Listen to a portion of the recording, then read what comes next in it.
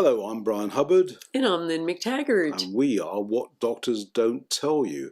What Doctors Don't Tell You is a monthly health magazine. It's also an award-winning website, www.wdDTY.com. So look us up if you haven't already. And we talk about the news every week, or every other week anyway, and what we think about it all. And there's so much interesting news and doctors and medicine. Make sure there is a rich flow of the stuff. For example, the opioid scandal, one of the biggest scandals in medicine right now, responsible thus far for 218,000 deaths in the States between 1999 and 2017. It matches the scandal of the doctors who never wash their hands and kill 100,000 patients a year scandal, or the adverse reactions to drugs that is the fourth major killer in the West scandal, or the bad blood transfusion, which has killed hundreds of people scandal. But let's stick with the opioid scandal, where they've discovered there's been some undercover work by federal agents who've discovered that doctors have been handing out prescriptions to these very addictive painkillers in exchange for all sorts of things, including sexual favours. And it's affected primarily the Appalachian states, which are some of the poorest states in America. And it just involves 60 health professionals, including 31 doctors, who between them have illegally prescribed more than 32 million opioids. And as I say, some have been for sexual favours, others have involved a dentist who's been pulling healthy teeth so he can justify prescribing the painkiller to people. In all, the practitioners have been charged with writing 350,000 illegal prescriptions for the drugs. And one was described as operating a pill mill because he had dispensed more than 1.7 million opioids in just 2 years. And there's another one in Tennessee who actually prescribed the drugs in exchange for sexual favours. I mean, you almost say you couldn't make it up. And indeed we haven't.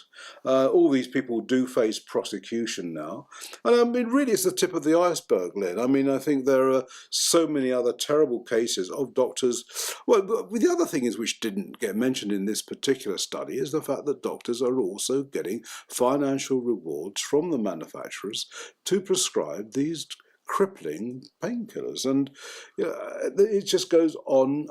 And yet, we are supposed to still have trust in the system, trust in the doctors, and but it's an astonishing thing with so many deaths on their hands. You think that there might be a little bit more moral integrity. Well, I think that's the big shock of this story, Bryan. As you said, it's not the only scandal that happens in medicine. There's so many other ones that relate to, as you say, the financial rewards that doctors are dangled, or are dangled in front of doctors. And I think that's the nub of the issue, really. I mean, first of all, it's so shocking that opioid prescriptions are allowed to go on the way they have, without some sort of regulation, because these are drugs that wreck entire families, that cause deaths. I mean, they're just shocking numbers of deaths. We've got 218,000 deaths in the U.S. between 1999 and 2017, as well as just long-term addiction that goes on, even from short-term use of these drugs. But the whole reason it's all happening, as you say, is financial incentive. Until there is a law that prohibits the pharmaceutical industry from providing financial incentives to doctors to prescribe their drugs, we won't have a clean sheet when it comes to drug prescribing. It'll always be tainted by a doctor's personal gain. And as soon as we have that, we don't really have proper medicine. So what we really need to see, and hopefully we'll start talking, this will be a talking point in next year's election in America, is cleaning out, talk about clearing the swamp. We really need to clear the swamp of the FDA and the Centers for Disease Control. The current employees there are all drug company employees or somehow themselves receiving financial incentives. And until we clean up that kind of corruption in government agencies, we're not going to have the regulations that would stop this kind of outrage. Well, you're right, Lynn, and we did a study on this, or rather did a report on this in an earlier podcast about how pretty much all of Congress has been bought by the drugs industry, which is, it remains the most powerful lobby in the world. It pays out the most, enormous sums of money, billions and billions of dollars every year, to ensure that the status quo is maintained. And it's a for-profit industry, and it's not there first and foremost for the patient. It's there for the drug company shareholders, and they'll do whatever they can to ensure the shareholder gets his dividend, and it has to be unshackled from money. Yeah, and by the way, in case you're thinking that these are only Republicans, Democrats as well as Republicans, they've taken almost the same amounts of money. We're actually going to be publishing the list of shame, where the top people who have received financial donations from the drug industry in Congress in our July issue, and you'll be shocked by some of the names. Some of the so-called progressives have received it just as well. So all of this kind of corruption that is just riddled through the whole system has to be addressed, or we're going to have these kinds of calamities continuing.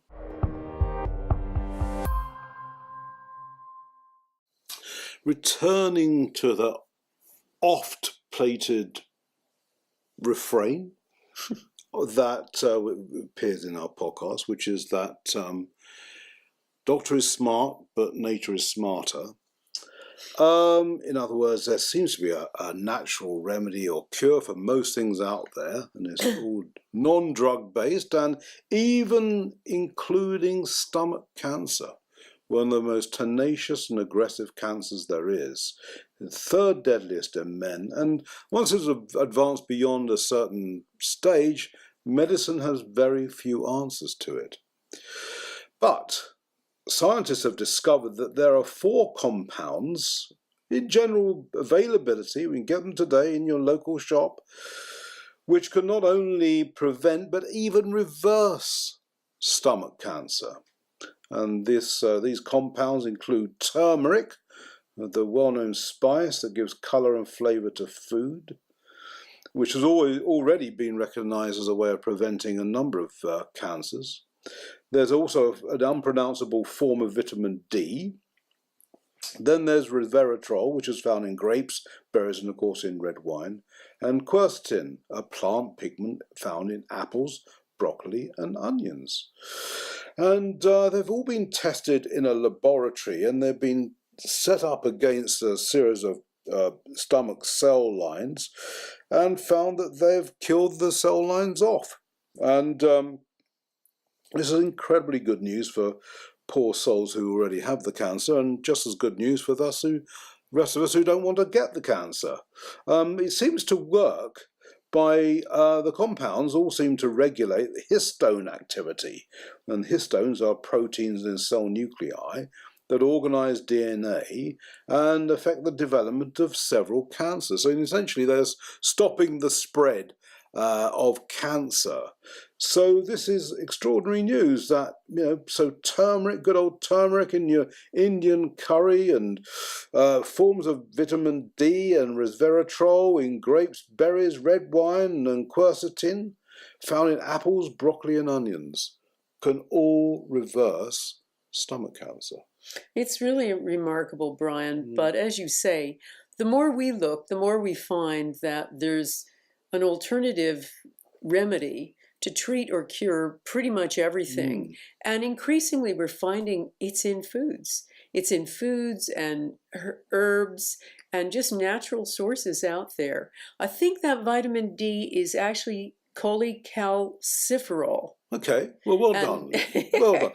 I didn't have my false teeth in, so I didn't want to attempt that one, but well done. Right, and so it's a form of vitamin D, but as you say, it's amazing the things that are in red wine and grapes and berries and apples, broccoli, onions, all that kind of stuff that's just out there and available for everyone can be a potent antidote, can do what chemo can't do. Yeah, and I think it's just down to, again, everyone eating good natural foods, and it's extraordinary how many people don't.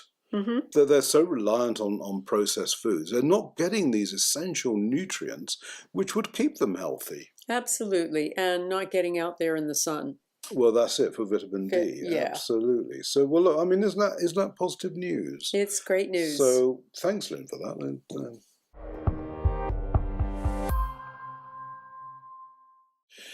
So, continuing the theme of Dr. Smart, Nature Smarter, there's another interesting research study that came out in the last couple of weeks that discovered that just adding some raspberries to your breakfast can actually reverse and certainly prevent type 2 diabetes. And that involves just eating less than 1 cup, or 125 grams, less than 1 cup of raspberries every morning. Reduces the chances of developing diabetes, and that's even in people who are at higher risk, such as those who are overweight or obese, or already showing signs of insulin resistance. And the berries can also lower blood sugar levels in diabetics after they've eaten a meal. And we all know the process that takes place, that you have the high sugar carbs releases insulin to break down into glucose, which is blood sugar. And if you have too much of the high carbs, then the insulin becomes less effective and we become insulin resistant. And when we become insulin resistant, we become diabetic. So what this does, the raspberries actually interrupt that cycle. And it seems that they also lower the level of insulin that is being released. So why does it work? Well, they're not entirely sure, but they say it's to do with the fact that raspberries are rich in polyphenols, which are antioxidants that also protect against cancers, heart disease, and general inflammation. And we know that general inflammation is at the heart of so many health problems, including heart disease itself.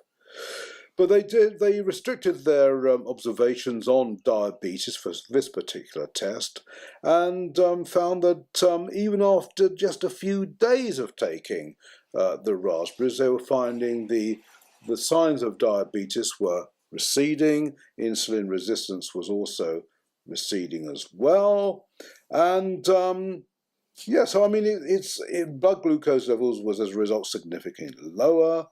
And so within a month, there was serious signs of reversal of diabetes. I mean, this is amazing, Bryan, because it demonstrates once more that berries are a superfood. Yeah. I mean, we've heard that forever about blueberries, and blueberries being really great for memory loss and things like that. But this is really the nub of so many illnesses, insulin resistance. We now know there's so much good evidence demonstrating that cholesterol isn't the problem in heart disease. It's insulin resistance. As soon as the pancreas and the liver, because the liver's involved as well, right, get overwhelmed with these sugars from processed foods, then the whole system begins to break down, and we have all of these degenerative diseases. So we now know that this is at the heart. But this isn't an invitation to keep eating junk and processed foods, but it does demonstrate that rather than a coterie of potentially dangerous drugs, you can start eating raspberries and start cleaning up the process. And that, plus a more regulated, lower carb diet, would be a recipe for reversing so many of these illnesses. Yeah, and it's extraordinary how it doesn't take much. It just, in this particular case, just eating less than 1 cup a day for breakfast or with your breakfast. And within a month, we've seen significant decrease in the symptoms of diabetes. And I think we see this so often, don't we? It's not just with this, but with so many other conditions, chronic conditions, to which medicine has no answer other than to give drugs to ameliorate the basic symptoms, but they're not curing anything. And yet here we are. We have sort of just good natural foods doing this and doing it quickly. Well, and I think that is also the worrying part, because this is a huge and direct threat to an enormous coterie of expensive drugs. It's an enormous threat to one sector of a giant industry, with, for instance, heart disease. You're talking about raspberries being something that can reverse this. Well, there is a massive amount of, drugs. There's the whole statin industry. There's the low-fat food industry. There are all those things purporting to eliminate heart disease, and all you need to do is have a sensible, healthy diet and have some raspberries, it looks like. So this would pose an enormous threat, and we really have to take our hats off to Oklahoma State University, who conducted the study, because they're doing so. They're swimming against the tide. This giant, elaborate, and extremely profitable tide of big food and big pharma. Well, again, it comes down to money, doesn't it? And it's good to know that these researchers must be getting funding from somewhere. Often it's individual benefactors who are funding this sort of research that so desperately needs to be done. Whereas most drug trials, every drug trial is paid for by the manufacturer. No one else is going to do it. And of course, they have to then make sure that the result is as one would expect from the sponsor. And this is where all the medical fraud comes into it. So yes, it is good. Well done, Oklahoma State University, for doing this study. There are many others who are doing something similar. And may they long continue and get benefactors to support them. Absolutely. You've probably not noticed this, Lynne. There's been a bit of a backlash against anti-vaxxers of late. You've probably not noticed the news. But in fact, we're in the height of hysteria right now. I mean, it makes McCarthy seem like a pussycat by comparison. I mean, anyone who breathes a word about vaccines, maybe they're not quite as safe as everyone says, as there are about a 6-page patient sheet that comes with a vaccine pointing out that they're not, or that they're maybe not always as effective as we have been told, or even though most people who get measles or whatever have been vaccinated. But anyone who even suggests these things faces, well, at least public humiliation, probably has their house taken away, and probably goes to prison. And I say quite right too, Lynne. But the truth of the matter is, it's all been a bit overdone, as we rather guessed it might be, as happens in hysterical times, it always is.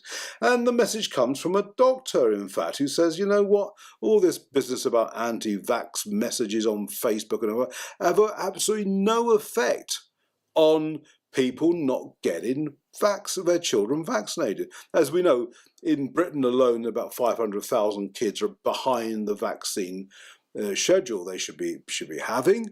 And this doctor says, well, it's got absolutely nothing to do with anti-vax messages on Facebook, but everything to do with real life, i.e., parents trying to book an appointment but can't, or the surgery is being open when the parents can't get there. It's as simple as that. It's simple logistics. And that's why people aren't vaccinating their children. And they actually carried out a poll to prove the point, carried out by Public Health England, and discovered that actual belief and faith in vaccines is at an all-time high. So all these anti-vax stories have had no effect whatsoever on people's conceptions and beliefs about vaccinations anyway. But Jamie Lopez Bernal, A consultant at the London School of Hygiene and Tropical Medicine says, well, no, because that's not people, it's like anything. People, believe what they want to believe anyway, and they're not going to be particularly influenced. If they're pro-vaccine, reading the anti-vax isn't going to make any difference, doesn't change the filter, so therefore they're not particularly affected by it. But he says, but Dr. Bernal says, the problem is simply down to logistics. They just can't get an appointment. And if everyone could get their act together, all this low take-up of vaccine rates would disappear. Mm-hmm. Well, and that's a more complicated story, Bryan, too. Yeah. Do we want it to? One of the issues that's really going on here, and we have to say we haven't seen it in our lifetime, is this whole new McCarthyism, medical McCarthyism, when it comes to having a different point of view. It used to be the job of journalists to be the watchguard for the public, to be the fourth estate, as they were called. And, this is one of the reasons I became a journalist, probably you too, that we realized that you don't It wasn't for the money. That's for sure. But, the point was you weren't to take at face value what the authorities tell you. You were supposed to question it, investigate it, look behind the news to find out what the story is, the real truth. And that really has to do with vaccination too. The important issue isn't are we pro or anti-vaccines, is what's the evidence here? And in all the time we've been doing What Doctors Don't Tell You, that's what we've provided. We've wanted to provide with vaccines and everything. What's the actual evidence? We don't come in with an agenda pro and anti-vaccine. We come in with an agenda for truth. And what we have to say is an enormous body of evidence shows that vaccines work imperfectly, including the MMR vaccine, that some are safer than others, some are downright dangerous, and many are highly, highly ineffective. And of course, a whole lot are no longer necessary. So there's all of those issues, and when you look at the evidence meticulously as we have, the important issue is simply to say, here are the facts. And to question the status quo. But now what worries me the most is that the general newspapers and media now accept as read that these vaccines are absolutely safe and necessary and effective, and also that any drop in the take-up rate has to do with those crazy anti-vaxxers on Facebook that need to be censored. So all of this, who is doing the censoring? The very wealthy folks out there in Silicon Valley are basically doing the censoring. And also the media are complicit in this. So it's just like McCarthyism. And I never thought I would get to see that happen again in America, where no one is brave enough to tell the truth. No media outlet is brave enough to tell the truth except us. Just to lighten the tone, Lynne, a couple of fun facts, or you try and guess them. As you may know, that anyone who is anti-vaxxer has been described in the UK as having blood on their hands, right? Question 1. When was the last time a child died from measles in the UK? Tell me. 1992. Question 2. Who is about to report the largest ever profit in the next 2 years? Let me guess. The vaccine manufacturer of the MMR. You see, you got that one. That's correct. Merck, the sole manufacturer of the MMR, are about to report enormous profits. But look, fun facts there, Lynne.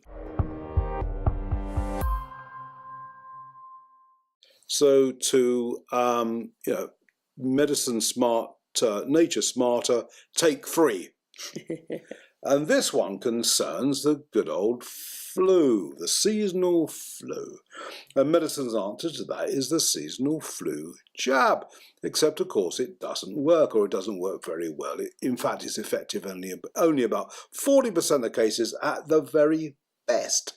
But for hundreds and hundreds of years, folk medicine has been using something quite different to treat flu.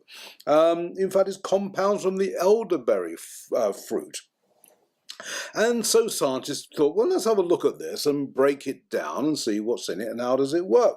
And they found that, my goodness, this is one of the most potent antivirals they've ever come across, and that it stops the flu virus from spreading and replicating. And the other smart thing about it, which the flu jab doesn't do, is it also at the same time strengthens the immune system to prevent the virus from spreading and also from reoccurring. So this time the researchers were at the University of Sydney in, of course, Australia, and they took juice from elderberries. So they extracted them themselves and just bought them at the local farm, extracted the juice and applied them to influenza virus cells, and found that they're incredibly effective against the virus. So there you are. I mean, it's yet again, nature does have the answer, and of course it happens to be something that people have known about for hundreds of years. Absolutely. And this is so great because the fact that we have these researchers, once again, willing to do this research. You can go to lots of health food stores, and based on what they consider a folk remedy, they have lots of extracts of elderberry on their shelves for flu. But now we have a demonstration, yes, the stuff really works. Yeah. And once again, we have the threat of something simple and cheap against something as part of that giant industrial monolith called the pharmaceutical industry that's expensive and that doesn't work. So let's hope that Big Pharma doesn't either try to take this over or try to ban it from the shelves. Yeah, well, of course, there's always a good chance they will. Well, they can't ban elderflower itself. They could ban the bushes. Or elderberry. They could ban the bushes. And I think that's what we'll be seeing happening. Well, on which note, Lynn, I think we've run out of time and jokes. So, au revoir. Thanks for watching and listening. And I'm Bryan Hubbard, and we'll meet up again soon. I'm Lynne McTaggart.